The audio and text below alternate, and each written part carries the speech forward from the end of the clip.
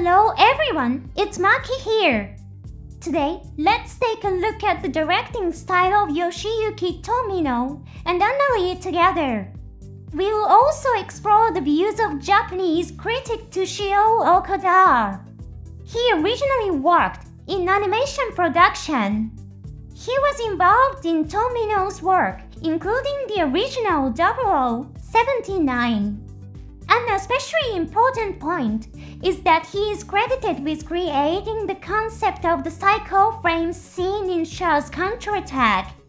In fact, Okada himself drew the concept image of the cycle frame that appears in the story.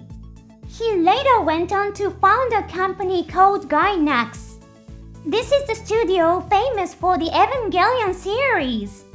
Having gained a lot of experience in production, he began giving lectures about anime out of personal passion. He often talks about the Gundam series as well.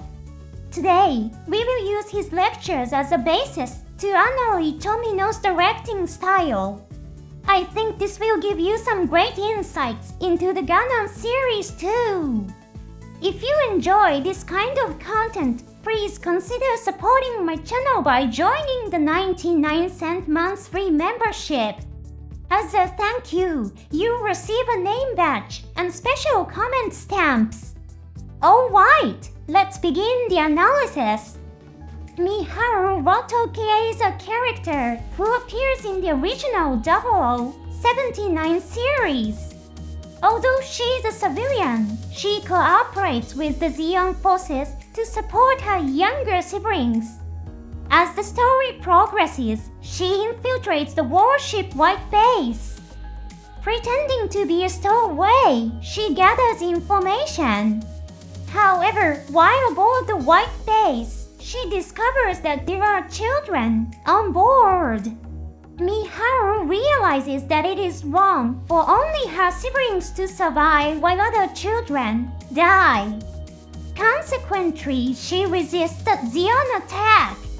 She joins forces with Kai Shiden and launches a missile attack against the mobile suit. However, Miharu falls from the shock of firing the missile. In books and programs explaining the story of the original 0079, it is often said that Miharu died from hitting the sea surface. However, Okada argues that this interpretation is incorrect. So, what does that mean? Okada's argument goes as follows. Tomino originally studied rocket engineering in a serious and specialized way with the genuine aim of working in space development. Consequently, he would naturally be aware of the fact that when a missile thruster ignites, it generates a powerful shockwave. In this scene, 3 missiles are launched at the same time. Therefore, Miharu did not die from falling and hitting the ocean surface. She was killed instantly by internal organ rupture caused by the shockwaves generated by the missile thrusters. Take a closer look at the moment Miharu is blown away. Pay attention to her face. She has a surprised expression. Then her hair comes loose and covers her face. As the wind blows her hair aside, her face reappears on screen. At this point, her eyes are different to how they were when they were first shown.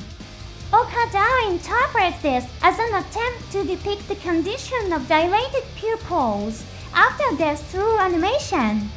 Miharu is not looking at anything in particular. Her eyes are wide open and she has no discernible expression.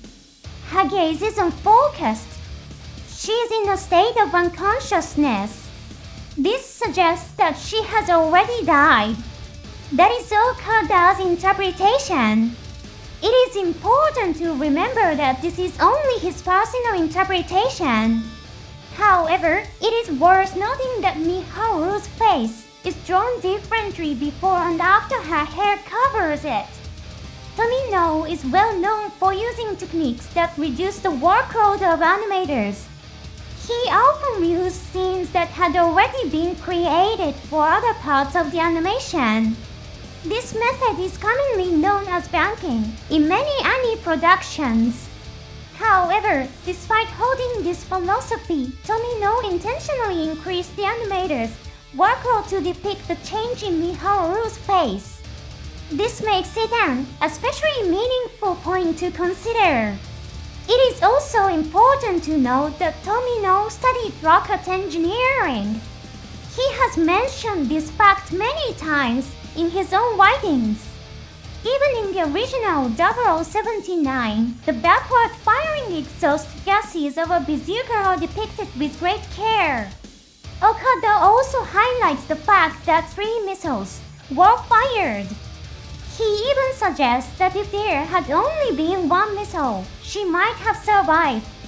Some fans have questioned why a missile launcher that could endanger the life of the operator would be issued as standard military equipment. However, if used properly, firing 1 shot at a time while wearing a normal suit designed for combat, it would not be dangerous.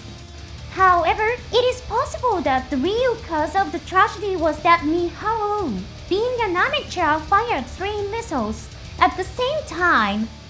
Tomino's obsession with shockwaves is likely to have carried over to his other works as well. One example of this is Hathaway's Flash. Although the anime itself was not directed by Tomino, he wrote the original story. Partway through the story, a battle breaks out in an urban area. Missiles and beams explode throughout the city, generating powerful shockwaves. At this moment, Emeralda, a masked operative, covers her ears with her hands. This is a response to a situation where a large shockwave from an explosion occurs at very close range. Without this kind of defensive action, the eyes and internal organs could sustain serious damage. This is a scene in which realism is strongly emphasized. There are clear examples of this in any other than the Gundam series. Let's look at the Japanese Anio manga as an example. In a scene where a large cannon is fired, the gunner instructs his teammates to cover their ears with both hands and open their mouths. This protects the ears from shockwaves while allowing the pressure to escape through the open mouth. Emeralda performs a very similar defensive action. Finally, let's take a look at IGLOO. This is the episode in which the mobile tank IGLOO makes an appearance. The Earth Federation challenges it using a captured Zoku. At the end of the battle, the Zoku presses its machine gun against the Hildora's head and opens fire. Then the IGLOO stops. Many fans probably had the same question when they saw this scene. Why did it stop functioning after being shot in the head instead of the cockpit? The exact location of the IGLOO's cockpit is unknown.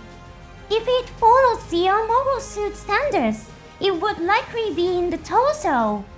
So why did the Zoku pilot aim for the head instead of the body? Fans often debate this. After this attack, the pilot is not killed immediately and even launches a counterattack. However, by the time he does so, he is already bleeding heavily and dies soon afterwards. Why was he bleeding after being hit somewhere other than the cockpit? And why was the injury severe enough to cause death so quickly? You probably already know the answer to this question. That's right, the shockwave! The Zoku's machine gun has a caliber of 120 millimeters. It is a large caliber weapon comparable to a conventional tank gun. So what would happen if a weapon of that size were fired at point-blank range? The shockwave would travel through the IGLOO's body, inflicting fatal damage on the pilot. In fact, the IGLOO's pilot does suffer a fatal injury.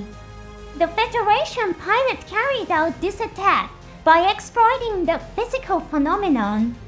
In the scenes leading up to this moment, the Hyudo repeatedly takes direct hits from the Zaku's machine gun without sustaining any damage. Naturally, the Zaku pilot realizes that its armor is extremely durable. This is why he chooses a tactic that uses shockwaves to damage the pilot inside. At first glance, pressing a gun against the enemy's head and firing might seem irrational. However, in reality, it is based on highly logical and calculated thinking. If you pay attention to the element of shockwaves while watching the Gundam series, you'll likely discover many more meaningful details. Thanks for watching all the way to the end. I'll see you in the next episode.